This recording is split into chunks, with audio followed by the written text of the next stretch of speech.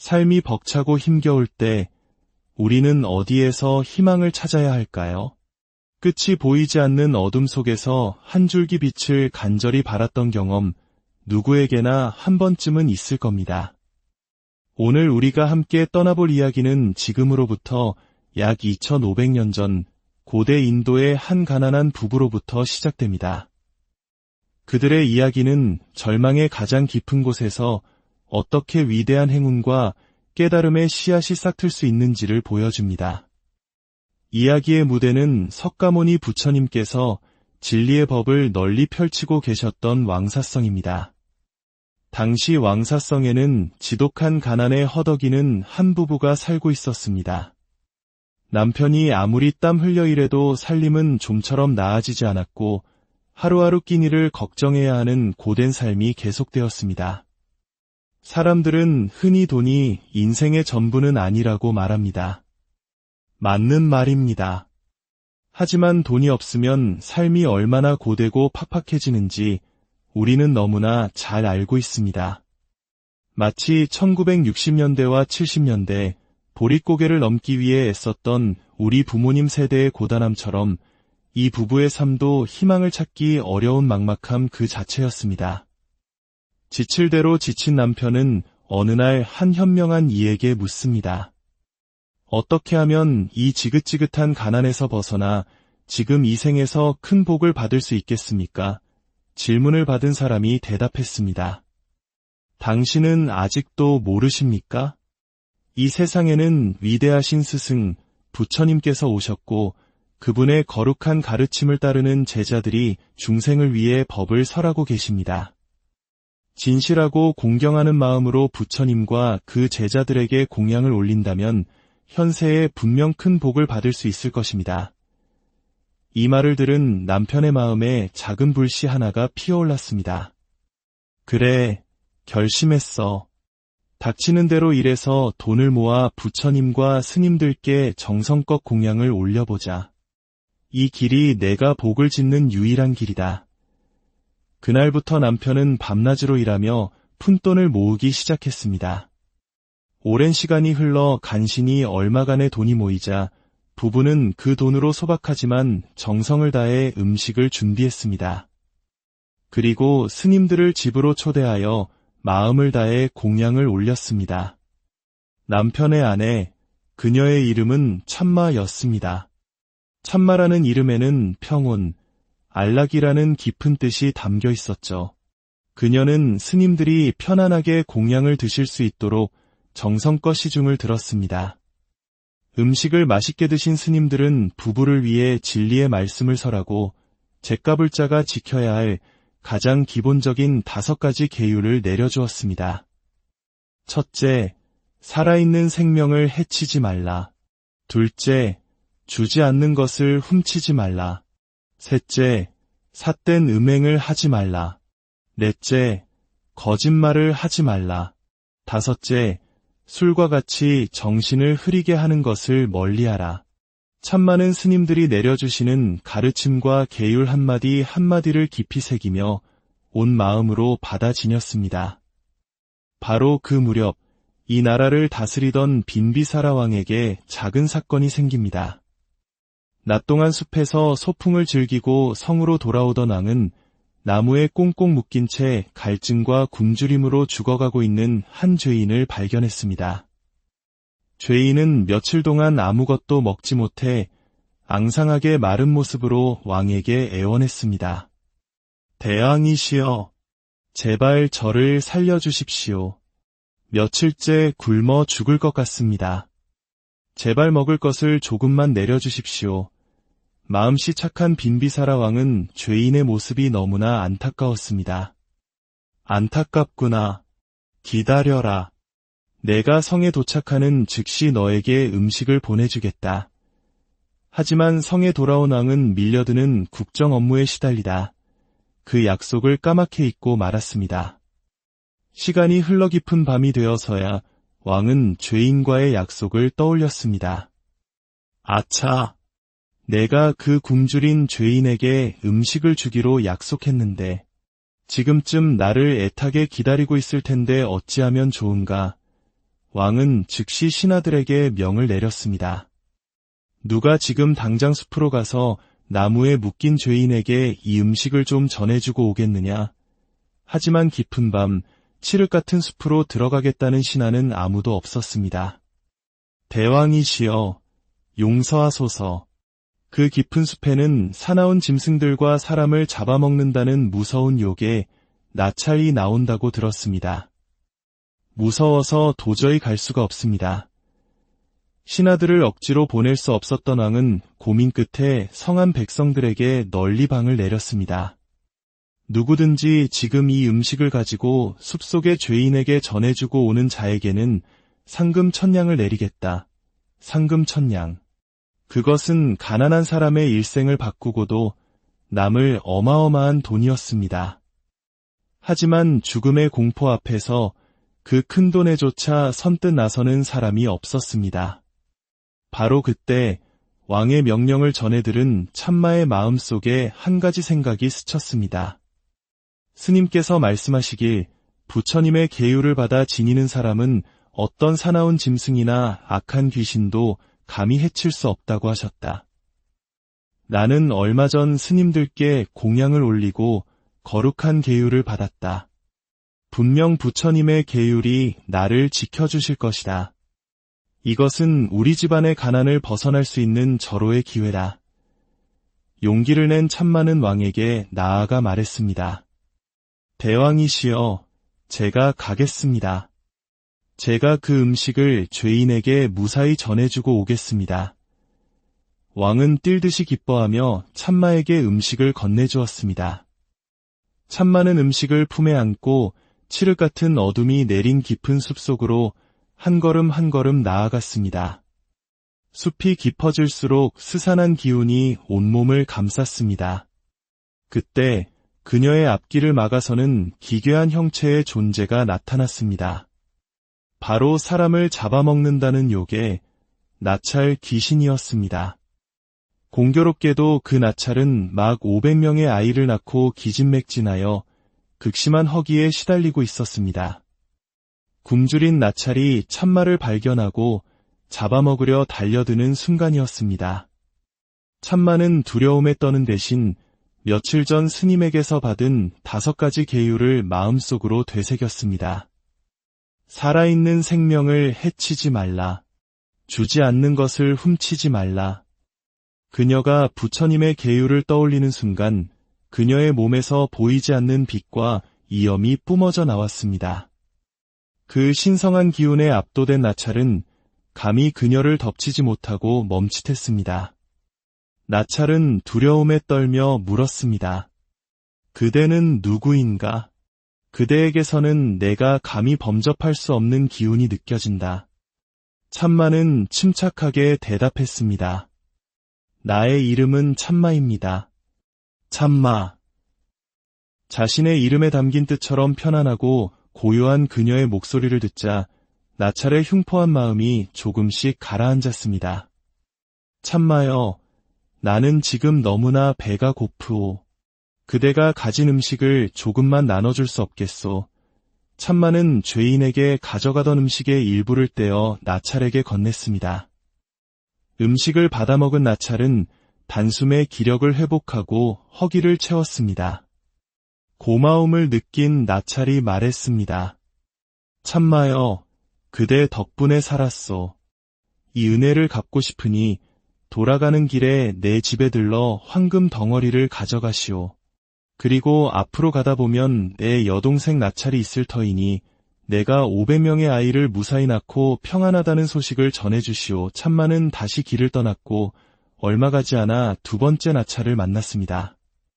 그녀는 첫째 나찰의 안부를 전해주었고 그 소식을 들은 둘째 나찰 역시 크게 기뻐하며 자신의 황금 덩어리를 선물로 약속하고 막내 동생 나찰에게 자신들의 안부를 전해달라 부탁했습니다. 마지막으로 만난 남자 나찰에게도 두 누나의 소식을 전해주자 막내 나찰 또한 크게 감사하며 자신의 황금 덩어리를 주겠다고 약속했습니다. 이렇게 참마는 3명의 무서운 나찰을 만나고도 부처님의 계율이 지닌 위실력과 자신의 평온한 마음, 그리고 지혜로운 소식 전달 덕분에 무사히 숲을 통과했습니다. 마침내 나무에 묶인 죄인에게 음식을 건네주며 왕의 약속을 지켰습니다. 그녀는 돌아오는 길에 세나찰에게 약속받은 커다란 황금 덩어리 3개를 선물로 받아 집으로 돌아왔고 궁전으로 가왕에게 임무 완수를 보고했습니다. 왕은 그녀의 용기와 신의에 크게 감탄하며 약속했던 상금 1000냥을 하사했습니다. 한순간에 지독한 가난에서 벗어나 왕사성 제1의 부자가 된 부부. 이 놀라운 소식은 성안 전체로 퍼져나갔고 모든 이들이 그들의 행운에 감탄했습니다. 빈비사라 왕은 이처럼 큰 복을 지닌 사람을 곁에 두어야겠다 생각하여 남편을 높은 벼슬에 안처 신하로 삼았습니다. 벼슬까지 얻게 된 부부는 자신들이 얻은 이 모든 행운이 어디에서 비롯되었는지 깊이 깨달았습니다. 이 모든 것은 우리가 부처님과 스님들께 올린 작은 공양에서 시작되었다. 가난을 벗어나고자 하는 작은 마음으로 시작했지만 부처님의 가르침이 우리를 지켜주고 이끌어주셨다. 앞으로 평생 더욱 부지런히 복을 짓고 선업을 쌓으며 살아가자. 그들은 이제 더 큰 부와 명예를 가지고 이전과는 비교할 수 없을 만큼 성대하게 부처님과 수많은 스님들을 모셔 며칠에 걸쳐 공양을 올렸습니다. 그리고 부처님께 간절한 마음으로 법문을 청했습니다. 부처님께서는 자애로운 음성으로 그들과 대중을 위해 진리의 말씀을 설하셨고 그 법문을 듣는 순간 부부는 마음의 눈을 뜨며 거룩한 깨달음의 첫 번째 단계인 수다원의 경지에 이르게 되었습니다. 여러분, 이 이야기는 우리에게 무엇을 말해주고 있을까요? 어떤 이들은 불교의 기복신앙, 즉 복을 비는 믿음을 수준 낮은 것이라 비판하기도 합니다. 하지만 이 부부의 이야기는 우리에게 다른 관점을 제시합니다. 시작은 비록 가난에서 벗어나고 싶다는 소박하고 세속적인 바람이었을지라도 그 마음이 부처님의 가르침과 인연을 맺는 첫걸음이 되었습니다. 작은 씨앗 하나가 땅에 심겨야 가느다란 싹이 트고 그 싹이 자라 거대한 나무가 되듯이 기복신앙이라는 작은 씨앗이 결국에는 깨달음이라는 거대한 나무로 성장할 수 있는 소중한 인연이 된 것입니다. 그래서 중요한 것은 시작의 동기가 아니라 올바른 가르침과 인연을 맺고 꾸준히 나아가는 태도입니다. 혹자는 이렇게 물을지도 모릅니다. 나도 저 부부처럼 절에 다니며 기도하고 공양도 많이 올렸는데 왜 내 삶은 여전히 힘들고 풀리지 않는 걸까요?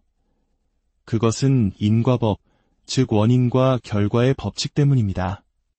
콩을 심으면 콩이 나고 팥을 심으면 팥이 나듯 내가 지은 선한 행동의 결과는 반드시 나에게 돌아옵니다. 다만 그 열매가 맺히는 시기는 사람마다 다릅니다.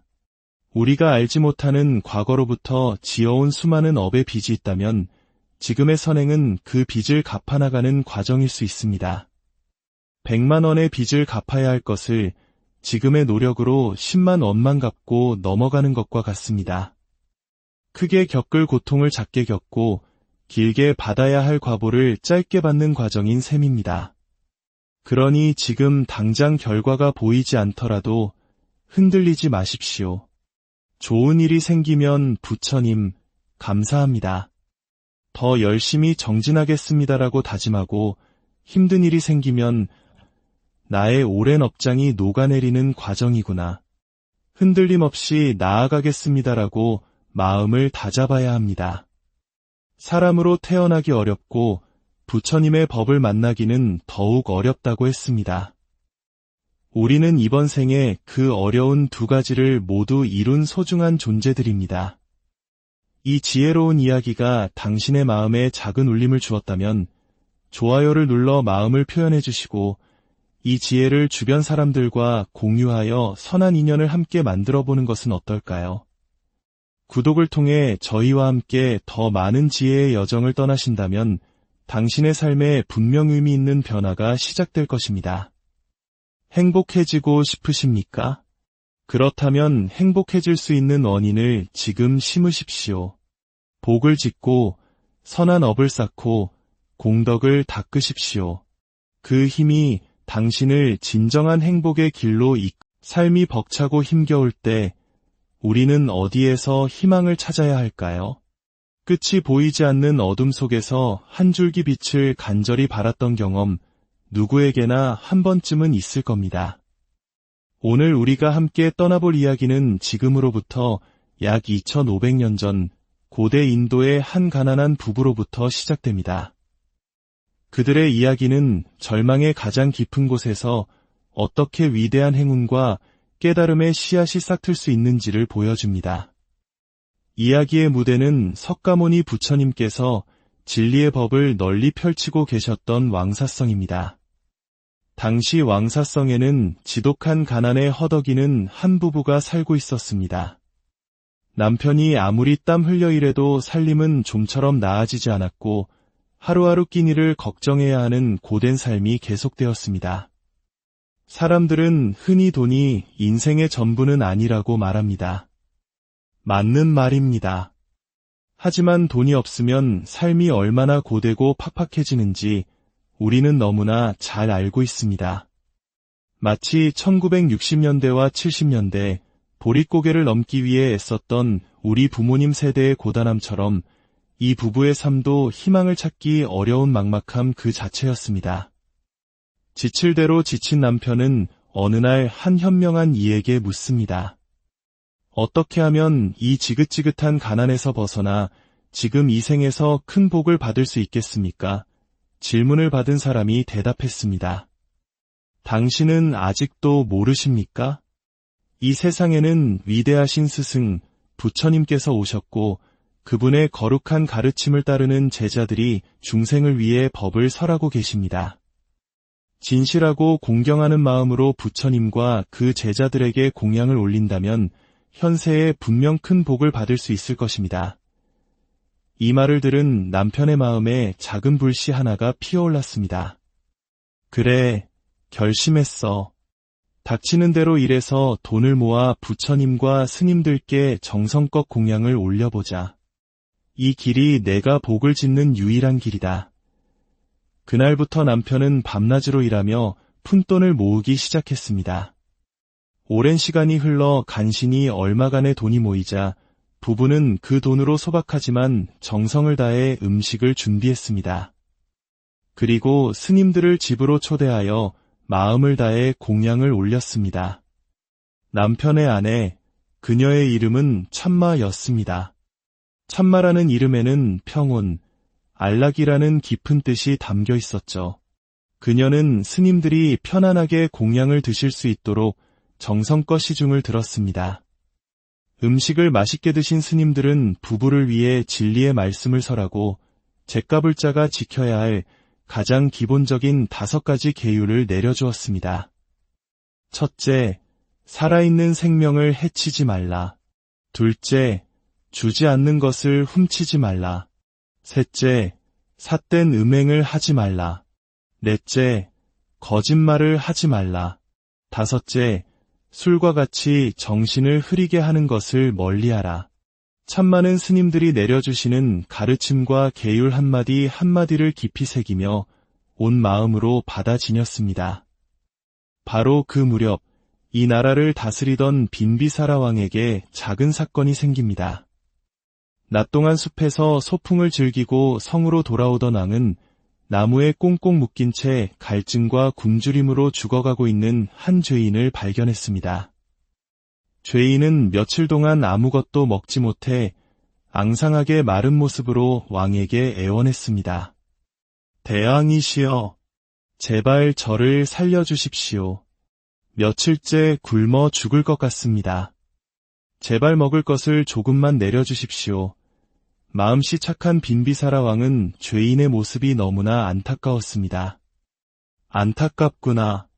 기다려라. 내가 성에 도착하는 즉시 너에게 음식을 보내주겠다. 하지만 성에 돌아온 왕은 밀려드는 국정 업무에 시달리다 그 약속을 까맣게 잊고 말았습니다. 시간이 흘러 깊은 밤이 되어서야 왕은 죄인과의 약속을 떠올렸습니다. 아차!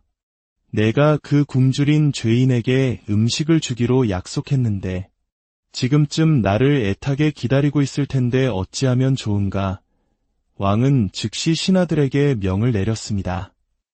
누가 지금 당장 숲으로 가서 나무에 묶인 죄인에게 이 음식을 좀 전해주고 오겠느냐. 하지만 깊은 밤 칠흑 같은 숲으로 들어가겠다는 신하는 아무도 없었습니다. 대왕이시여, 용서하소서. 그 깊은 숲에는 사나운 짐승들과 사람을 잡아먹는다는 무서운 욕에 나찰이 나온다고 들었습니다.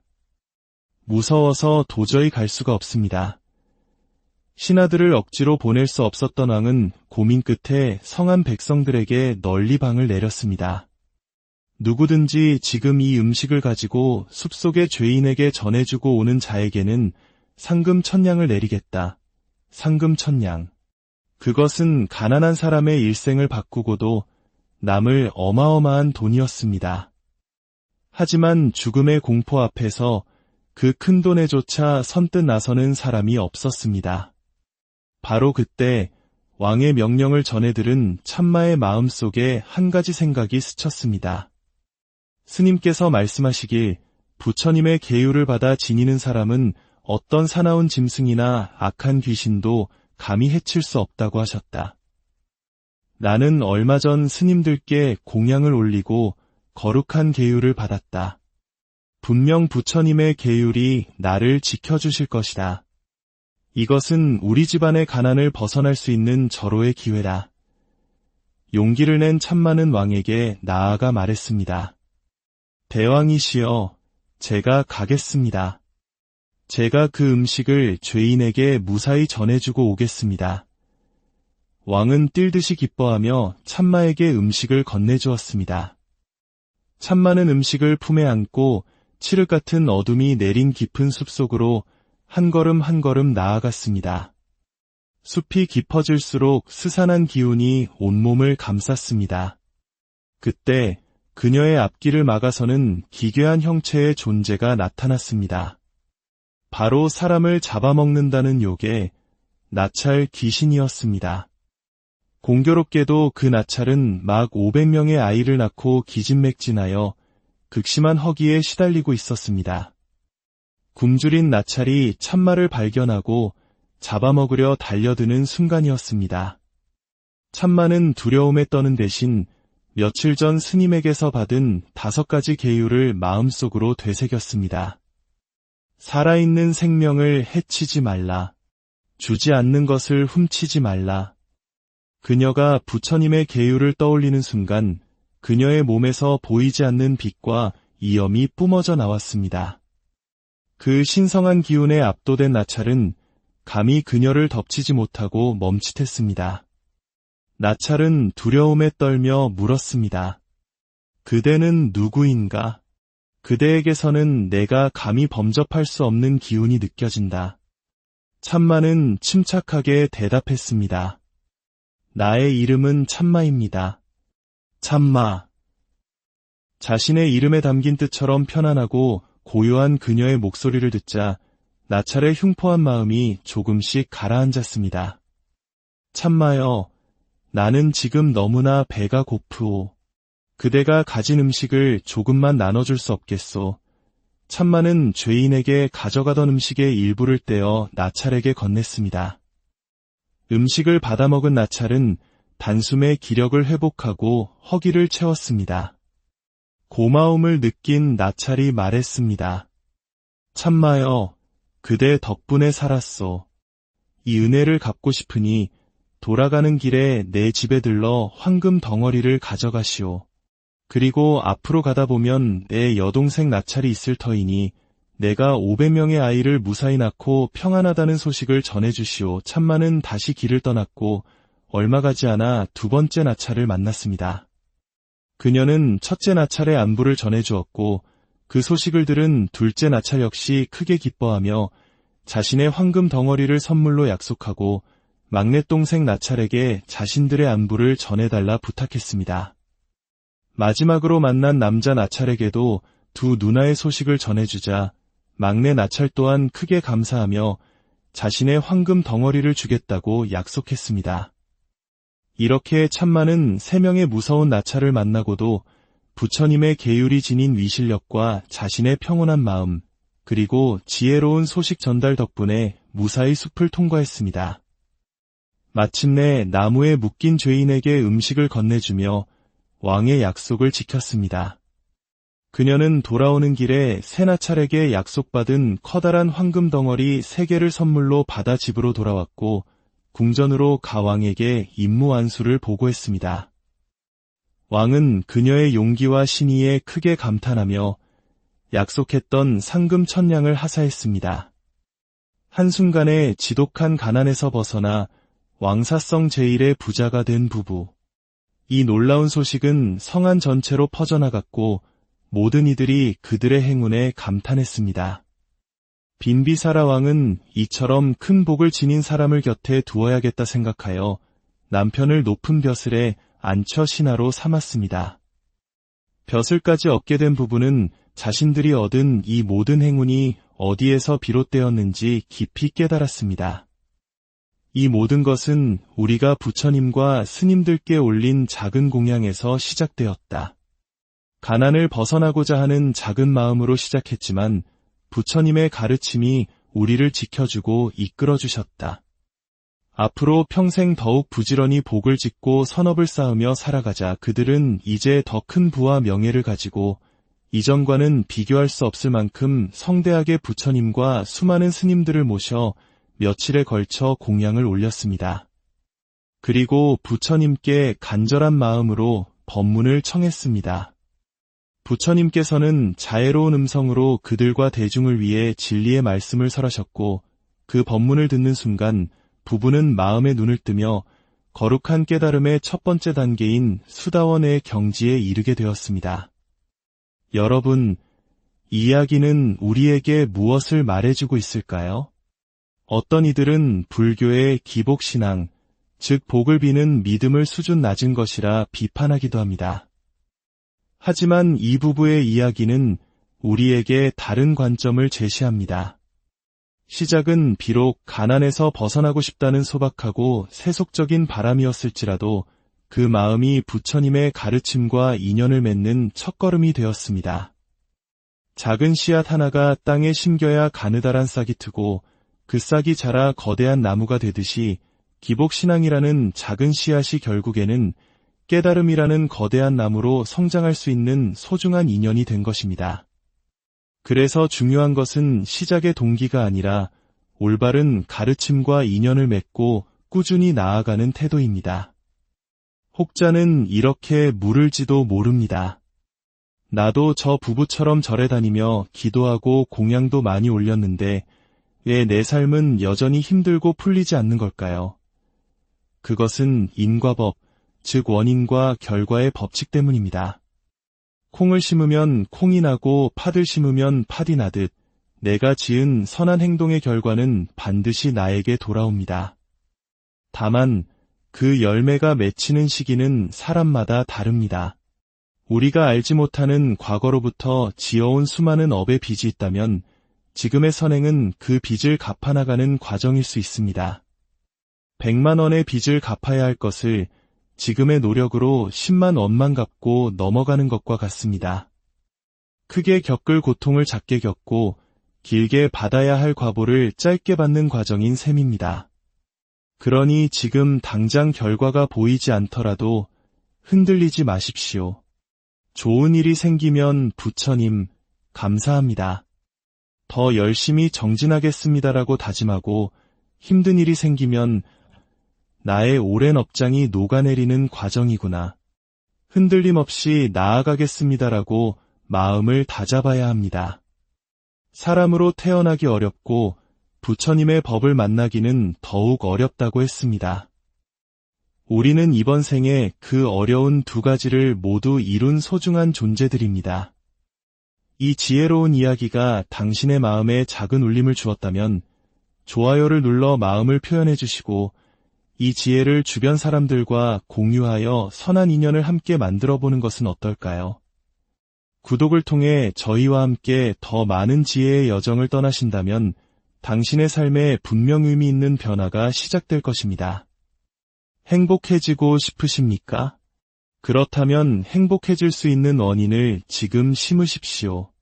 복을 짓고 선한 업을 쌓고 공덕을 닦으십시오. 그 힘이 당신을 진정한 행복의 길로 삶이 벅차고 힘겨울 때 우리는 어디에서 희망을 찾아야 할까요? 끝이 보이지 않는 어둠 속에서 한 줄기 빛을 간절히 바랐던 경험, 누구에게나 한 번쯤은 있을 겁니다.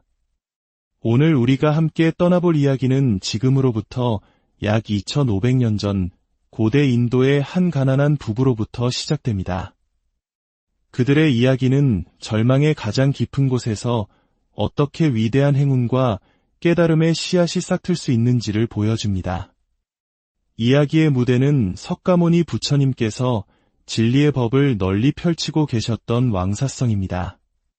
당시 왕사성에는 지독한 가난에 허덕이는 한 부부가 살고 있었습니다.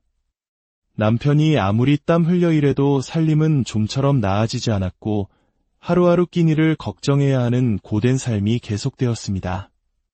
사람들은 흔히 돈이 인생의 전부는 아니라고 말합니다. 맞는 말입니다. 하지만 돈이 없으면 삶이 얼마나 고되고 팍팍해지는지 우리는 너무나 잘 알고 있습니다.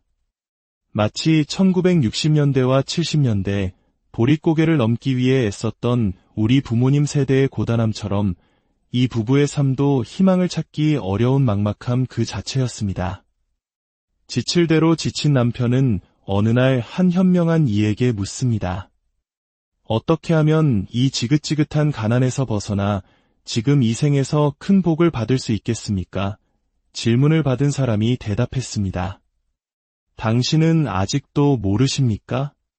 이 세상에는 위대하신 스승, 부처님께서 오셨고 그분의 거룩한 가르침을 따르는 제자들이 중생을 위해 법을 설하고 계십니다.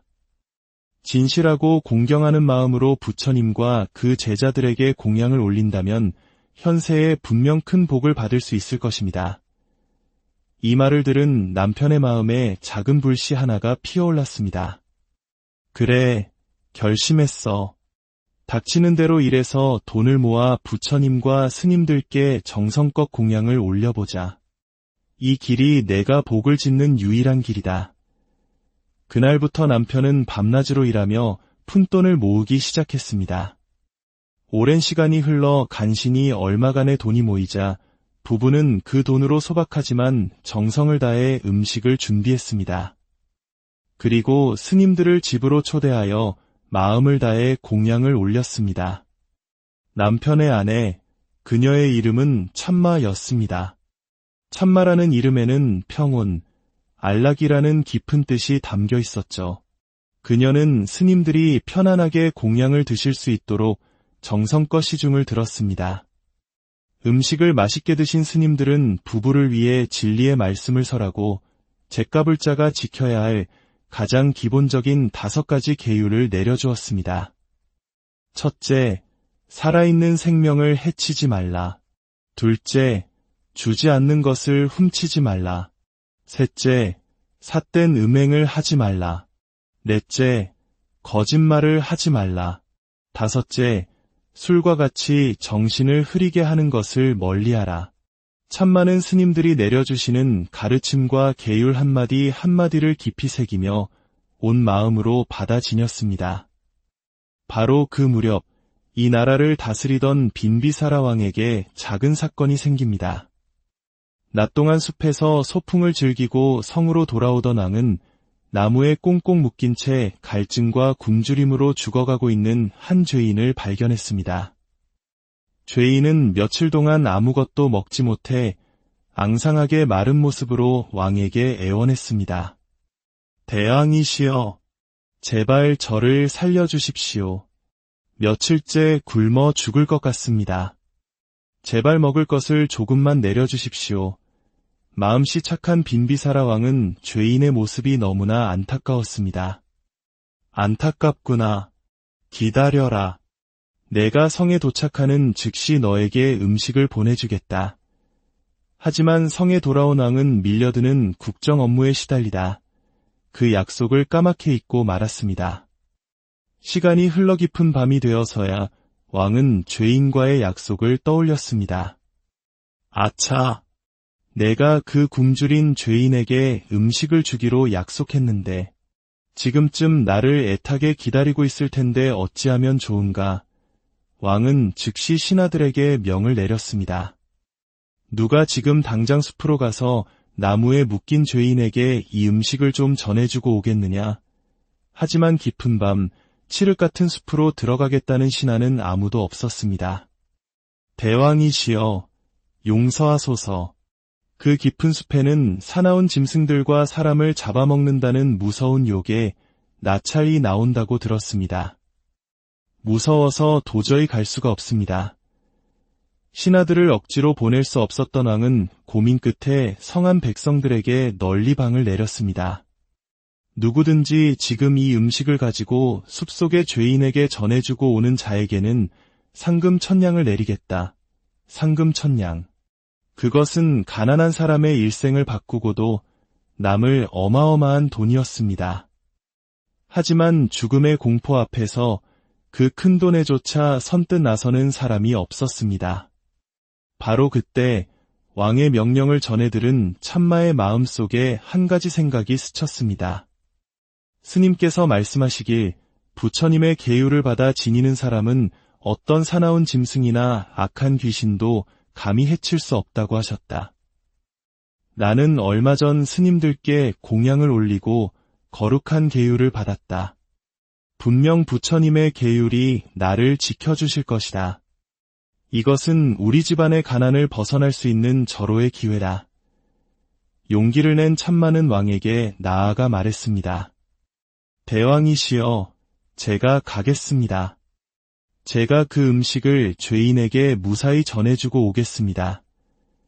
왕은 뛸듯이 기뻐하며 참마에게 음식을 건네주었습니다. 참마는 음식을 품에 안고 칠흑 같은 어둠이 내린 깊은 숲속으로 한 걸음 한 걸음 나아갔습니다. 숲이 깊어질수록 스산한 기운이 온몸을 감쌌습니다.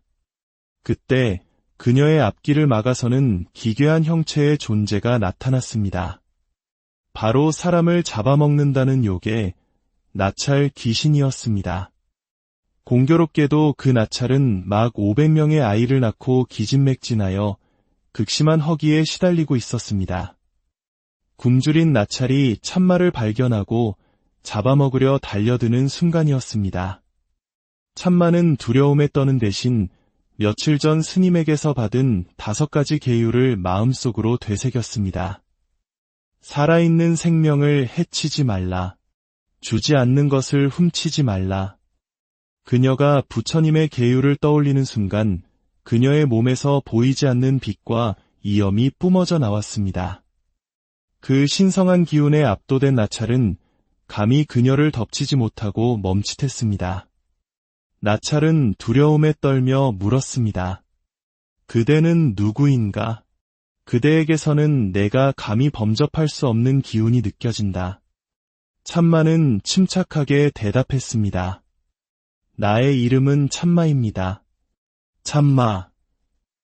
자신의 이름에 담긴 뜻처럼 편안하고 고요한 그녀의 목소리를 듣자 나찰의 흉포한 마음이 조금씩 가라앉았습니다. 참마여, 나는 지금 너무나 배가 고프오. 그대가 가진 음식을 조금만 나눠줄 수 없겠소. 참마는 죄인에게 가져가던 음식의 일부를 떼어 나찰에게 건넸습니다.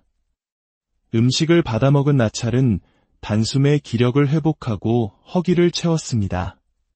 고마움을 느낀 나찰이 말했습니다. 참마여, 그대 덕분에 살았소. 이 은혜를 갚고 싶으니 돌아가는 길에 내 집에 들러 황금 덩어리를 가져가시오.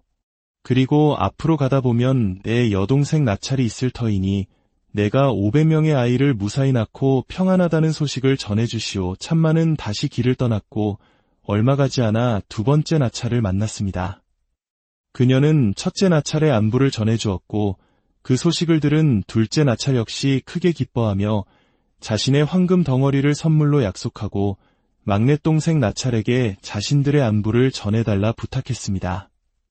마지막으로 만난 남자 나찰에게도 두 누나의 소식을 전해주자 막내 나찰 또한 크게 감사하며 자신의 황금 덩어리를 주겠다고 약속했습니다. 이렇게 참마는 3명의 무서운 나찰을 만나고도 부처님의 계율이 지닌 위실력과 자신의 평온한 마음, 그리고 지혜로운 소식 전달 덕분에 무사히 숲을 통과했습니다. 마침내 나무에 묶인 죄인에게 음식을 건네주며 왕의 약속을 지켰습니다. 그녀는 돌아오는 길에 새 나찰에게 약속받은 커다란 황금 덩어리 3개를 선물로 받아 집으로 돌아왔고 궁전으로 가왕에게 임무 완수를 보고했습니다. 왕은 그녀의 용기와 신의에 크게 감탄하며 약속했던 상금 1000냥을 하사했습니다. 한순간에 지독한 가난에서 벗어나 왕사성 제1의 부자가 된 부부. 이 놀라운 소식은 성안 전체로 퍼져나갔고 모든 이들이 그들의 행운에 감탄했습니다. 빈비사라 왕은 이처럼 큰 복을 지닌 사람을 곁에 두어야겠다 생각하여 남편을 높은 벼슬에 안처 신하로 삼았습니다. 벼슬까지 얻게 된 부부는 자신들이 얻은 이 모든 행운이 어디에서 비롯되었는지 깊이 깨달았습니다. 이 모든 것은 우리가 부처님과 스님들께 올린 작은 공양에서 시작되었다. 가난을 벗어나고자 하는 작은 마음으로 시작했지만 부처님의 가르침이 우리를 지켜주고 이끌어주셨다. 앞으로 평생 더욱 부지런히 복을 짓고 선업을 쌓으며 살아가자. 그들은 이제 더 큰 부와 명예를 가지고 이전과는 비교할 수 없을 만큼 성대하게 부처님과 수많은 스님들을 모셔 며칠에 걸쳐 공양을 올렸습니다. 그리고 부처님께 간절한 마음으로 법문을 청했습니다.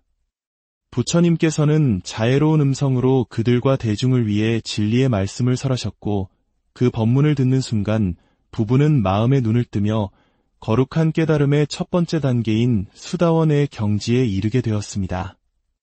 여러분, 이 이야기는 우리에게 무엇을 말해주고 있을까요? 어떤 이들은 불교의 기복신앙, 즉 복을 비는 믿음을 수준 낮은 것이라 비판하기도 합니다. 하지만 이 부부의 이야기는 우리에게 다른 관점을 제시합니다. 시작은 비록 가난에서 벗어나고 싶다는 소박하고 세속적인 바람이었을지라도 그 마음이 부처님의 가르침과 인연을 맺는 첫걸음이 되었습니다. 작은 씨앗 하나가 땅에 심겨야 가느다란 싹이 트고 그 싹이 자라 거대한 나무가 되듯이 기복신앙이라는 작은 씨앗이 결국에는 깨달음이라는 거대한 나무로 성장할 수 있는 소중한 인연이 된 것입니다. 그래서 중요한 것은 시작의 동기가 아니라 올바른 가르침과 인연을 맺고 꾸준히 나아가는 태도입니다. 혹자는 이렇게 물을지도 모릅니다. 나도 저 부부처럼 절에 다니며 기도하고 공양도 많이 올렸는데 왜 내 삶은 여전히 힘들고 풀리지 않는 걸까요? 그것은 인과법, 즉 원인과 결과의 법칙 때문입니다. 콩을 심으면 콩이 나고 팥을 심으면 팥이 나듯 내가 지은 선한 행동의 결과는 반드시 나에게 돌아옵니다. 다만 그 열매가 맺히는 시기는 사람마다 다릅니다.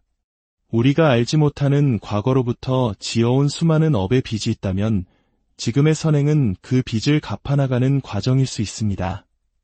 100만 원의 빚을 갚아야 할 것을 지금의 노력으로 10만 원만 갚고 넘어가는 것과 같습니다. 크게 겪을 고통을 작게 겪고 길게 받아야 할 과보를 짧게 받는 과정인 셈입니다. 그러니 지금 당장 결과가 보이지 않더라도 흔들리지 마십시오. 좋은 일이 생기면 부처님, 감사합니다. 더 열심히 정진하겠습니다라고 다짐하고 힘든 일이 생기면 나의 오랜 업장이 녹아내리는 과정이구나. 흔들림 없이 나아가겠습니다라고 마음을 다잡아야 합니다.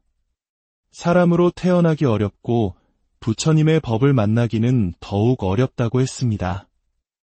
우리는 이번 생에 그 어려운 두 가지를 모두 이룬 소중한 존재들입니다.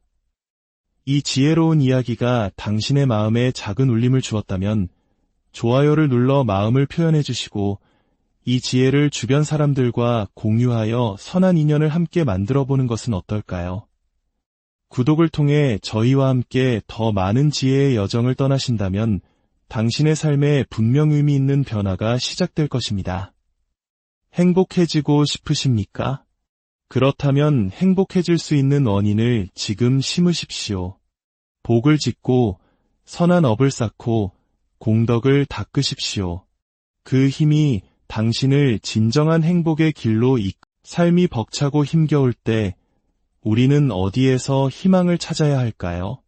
끝이 보이지 않는 어둠 속에서 한 줄기 빛을 간절히 바랐던 경험, 누구에게나 한 번쯤은 있을 겁니다. 오늘 우리가 함께 떠나볼 이야기는 지금으로부터 약 2500년 전 고대 인도의 한 가난한 부부로부터 시작됩니다.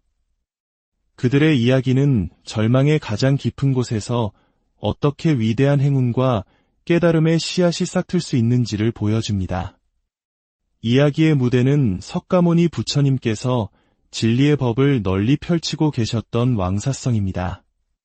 당시 왕사성에는 지독한 가난에 허덕이는 한 부부가 살고 있었습니다.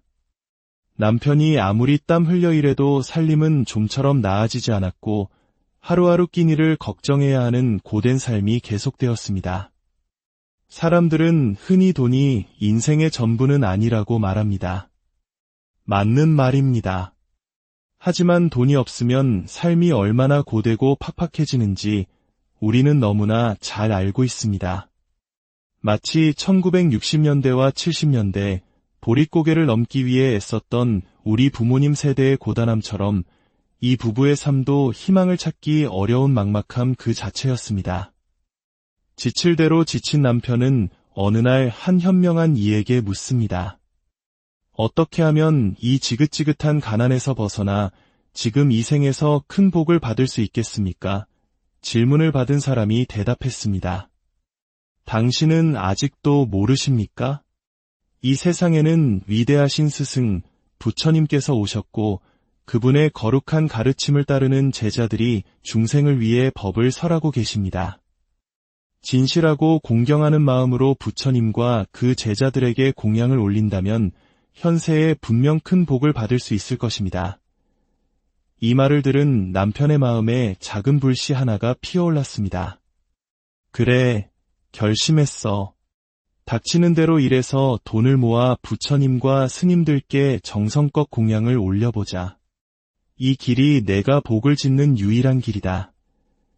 그날부터 남편은 밤낮으로 일하며 푼돈을 모으기 시작했습니다.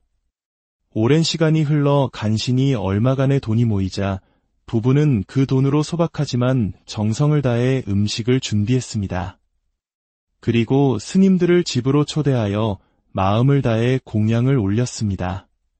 남편의 아내, 그녀의 이름은 참마였습니다. 참마라는 이름에는 평온, 안락이라는 깊은 뜻이 담겨 있었죠. 그녀는 스님들이 편안하게 공양을 드실 수 있도록 정성껏 시중을 들었습니다.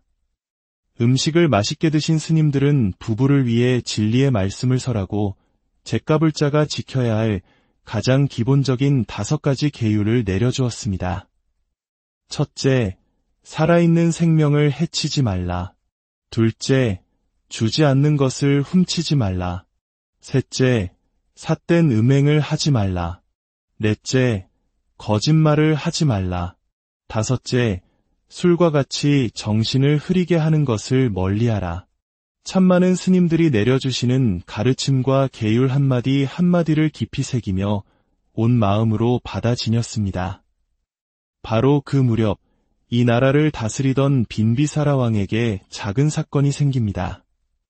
낮 동안 숲에서 소풍을 즐기고 성으로 돌아오던 왕은 나무에 꽁꽁 묶인 채 갈증과 굶주림으로 죽어가고 있는 한 죄인을 발견했습니다. 죄인은 며칠 동안 아무것도 먹지 못해 앙상하게 마른 모습으로 왕에게 애원했습니다. 대왕이시여, 제발 저를 살려주십시오. 며칠째 굶어 죽을 것 같습니다. 제발 먹을 것을 조금만 내려주십시오. 마음씨 착한 빈비사라 왕은 죄인의 모습이 너무나 안타까웠습니다. 안타깝구나. 기다려라. 내가 성에 도착하는 즉시 너에게 음식을 보내주겠다. 하지만 성에 돌아온 왕은 밀려드는 국정 업무에 시달리다 그 약속을 까맣게 잊고 말았습니다. 시간이 흘러 깊은 밤이 되어서야 왕은 죄인과의 약속을 떠올렸습니다. 아차! 내가 그 굶주린 죄인에게 음식을 주기로 약속했는데 지금쯤 나를 애타게 기다리고 있을 텐데 어찌하면 좋은가. 왕은 즉시 신하들에게 명을 내렸습니다. 누가 지금 당장 숲으로 가서 나무에 묶인 죄인에게 이 음식을 좀 전해주고 오겠느냐. 하지만 깊은 밤 칠흑 같은 숲으로 들어가겠다는 신하는 아무도 없었습니다. 대왕이시여, 용서하소서.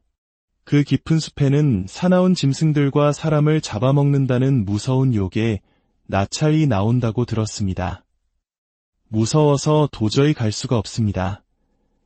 신하들을 억지로 보낼 수 없었던 왕은 고민 끝에 성한 백성들에게 널리 방을 내렸습니다.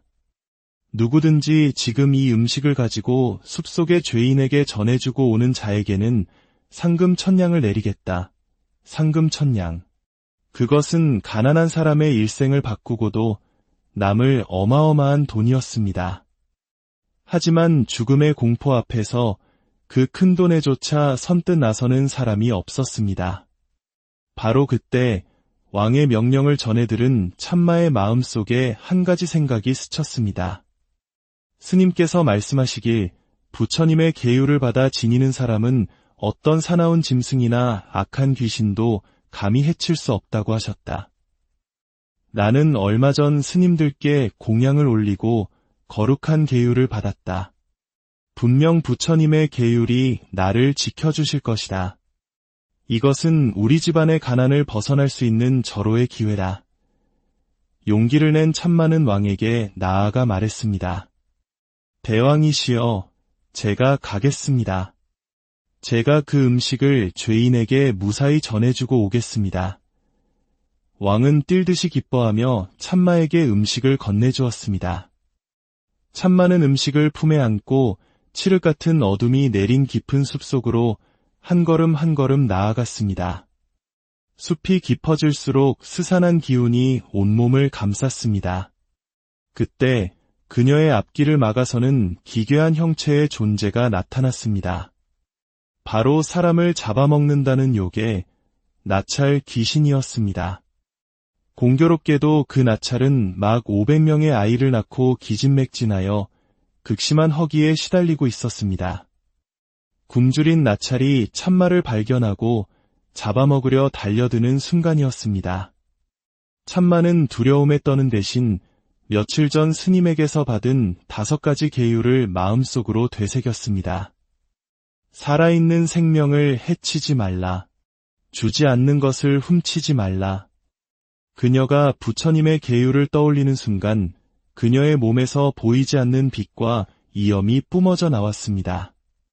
그 신성한 기운에 압도된 나찰은 감히 그녀를 덮치지 못하고 멈칫했습니다. 나찰은 두려움에 떨며 물었습니다. 그대는 누구인가? 그대에게서는 내가 감히 범접할 수 없는 기운이 느껴진다. 참마는 침착하게 대답했습니다. 나의 이름은 참마입니다. 참마. 자신의 이름에 담긴 뜻처럼 편안하고 고요한 그녀의 목소리를 듣자 나찰의 흉포한 마음이 조금씩 가라앉았습니다. 참마여, 나는 지금 너무나 배가 고프오. 그대가 가진 음식을 조금만 나눠줄 수 없겠소. 참마는 죄인에게 가져가던 음식의 일부를 떼어 나찰에게 건넸습니다. 음식을 받아먹은 나찰은 단숨에 기력을 회복하고 허기를 채웠습니다. 고마움을 느낀 나찰이 말했습니다. 참마여, 그대 덕분에 살았소. 이 은혜를 갚고 싶으니 돌아가는 길에 내 집에 들러 황금 덩어리를 가져가시오. 그리고 앞으로 가다 보면 내 여동생 나찰이 있을 터이니 내가 500명의 아이를 무사히 낳고 평안하다는 소식을 전해주시오. 참마는 다시 길을 떠났고 얼마 가지 않아 2번째 나찰을 만났습니다. 그녀는 첫째 나찰의 안부를 전해주었고 그 소식을 들은 둘째 나찰 역시 크게 기뻐하며 자신의 황금 덩어리를 선물로 약속하고 막내 동생 나찰에게 자신들의 안부를 전해달라 부탁했습니다.